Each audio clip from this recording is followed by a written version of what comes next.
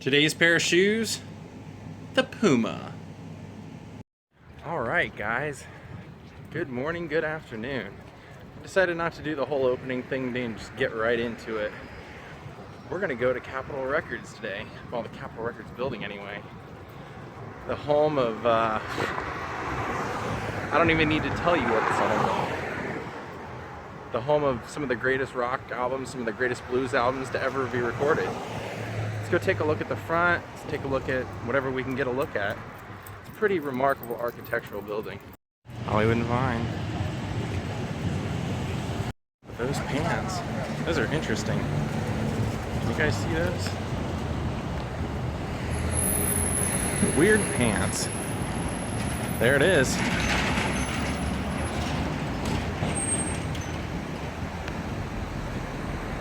There's the Capitol Records building, all 11 floors of it. I think it's 11 floors, might be 13, but I think it's 11 floors. Now they call that the house that Nat built, because they say that the record sales and merchandising sales from Nat King Cole's records alone were kind of responsible for getting this built. They started the construction in 1955 and then finished it in 1956. Now the interesting thing about it, to me, is that there's a recording studio underneath it. They built a, from what I understand, is 30 feet down, a bunker type recording studio with echo chambers. And that became kind of one of the signature sounds of the Capitol Records sound, was that echo chamber. People that had that are credited as recording their albums there, people like Frank Sinatra, the Beatles, Nat King Cole, I believe, and some of the other notable things about this building. Here's the front of it. We'll actually go across the street and give you a better view. It's been featured in some movies. I believe it was a Charlton Heston movie. I think it was called Earthquake, where it gets destroyed. And one of my personal favorites is Ford Fairlane, The Adventures of Ford Fairlane with Andrew Dice Clay. Big section of the ending of the movie takes place in like a fight scene up there on the roof of the Capitol Records building, to where it ends with a person being thrown off and landing on Art Mooney's star right in front, which is not true actually. I believe it was Art Mooney. Art Mooney's star is not there. Art Mooney's star is somewhere else. Let's go ahead and take a trip across the street and get a better look at the front. I'm also going to try and get some various angles of the building as well.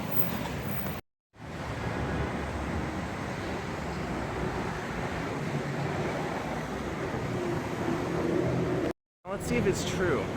When Shelley Winters was alive, she told me that her star was in front of the Capitol Records building, so let's go see.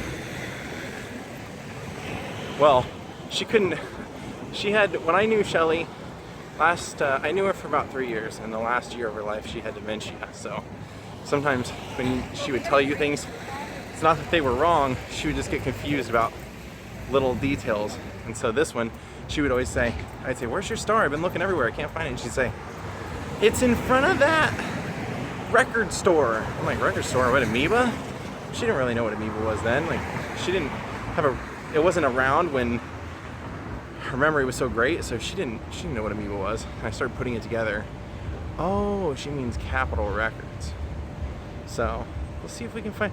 I already see Natalie Cole's name, so I'm sure Nat King Cole's over here too on the walk. Let's go see. Try and walk a little slow so you can see some of the names. There's Tina Turner, Anne Murray, Natalie Cole. Oh, another one of my favorites, the great Buddy Holly, Charles Hardin Holly.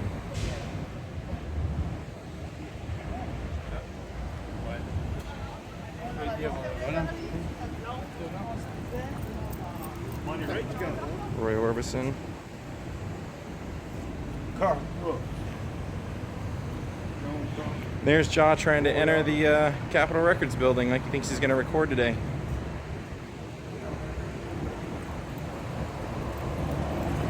I don't see Shelly Star yet. I'm sure it's over here somewhere. She was usually not too wrong about things. Some footage of the front. And the angle all the way up. Now, like I said, this was one of the great scenes from The Adventures of Ford Fairlane, where somebody gets thrown off the roof and lands right here on the front. Splat. But yeah, like I said, this is also, they have a recording studio 30 feet deep into this place, and it has a famous echo chamber. Never got to go down into that recording studio. I've been in this building, I've been in the lobby before, but I've never been down into the sacred section of recording. I think they have a little store here. I'm gonna go and see what's in that store. There's a whole list of stellar stars right here. Roy Orbison, John Lennon, George Harrison. Who do you think's coming next? Who do you think? Ringo. Who'd have thought? Who's next? Who's next? Who's next? And then the great Buddy Holly. What a string. Nope, unfortunately I was wrong. I couldn't find a store. I just saw a sign that said merchandise available, but no store. So what I'm gonna do now is I'm gonna go around to the back of the building, kind of over where the Pantages is, and give you a back view and of the parking structure.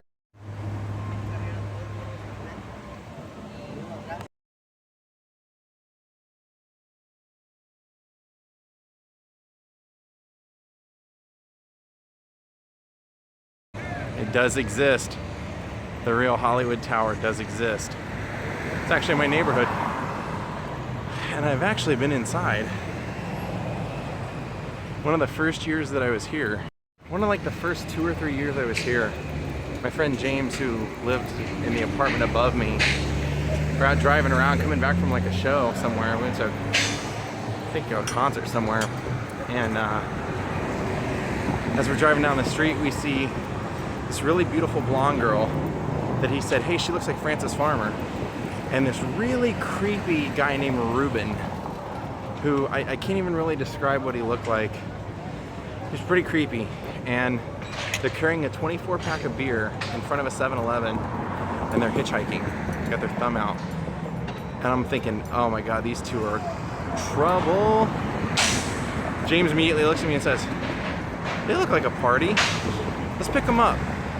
So we did. It was his car. We picked them up and found out they were staying at the Hollywood Tower.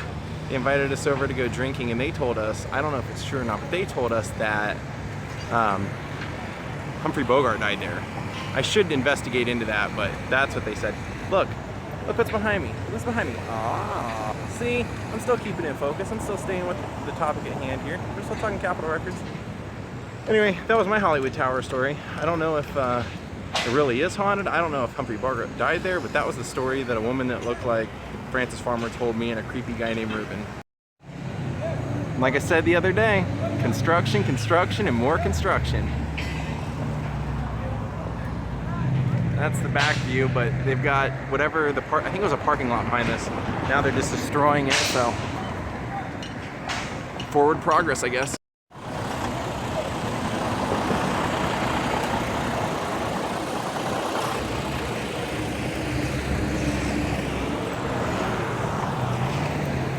This is actually like the back area of the Pantages Theater. Remember we walked by the front of it the other day. It's one of the most historic theaters in this fair city.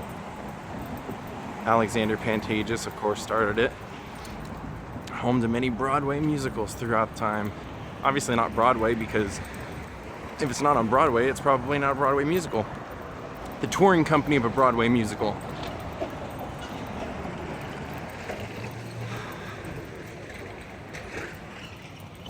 Yeah, this is the parking for the talent that performs at the Pantages. And we get up to the gate up here. I'll just show you guys like where the night that Neil Young was here, I just tried to get him down here with one of my records and get him to sign it, and they took a an SUV and backed it right down in there and loaded him in down there. Didn't even give him a chance to like say anything or greet anyone or whatever. But yeah, that's the backstage of the Pantages.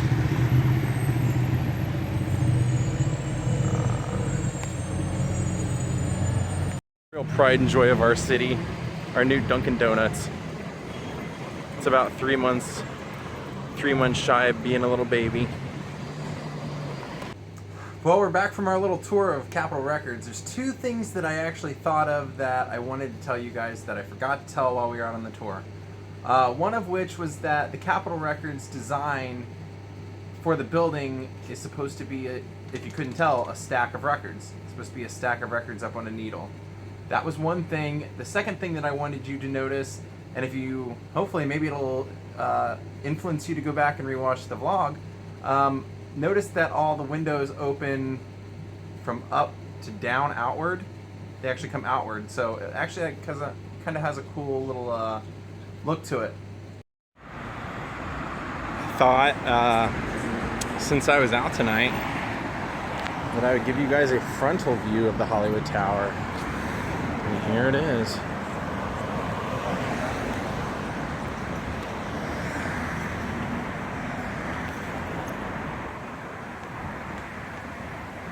The sign is on top, but it's facing the other direction. But this is the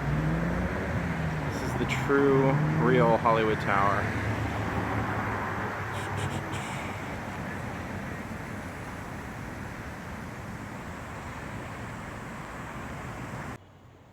I just never get tired of seeing the silhouettes of those palm trees.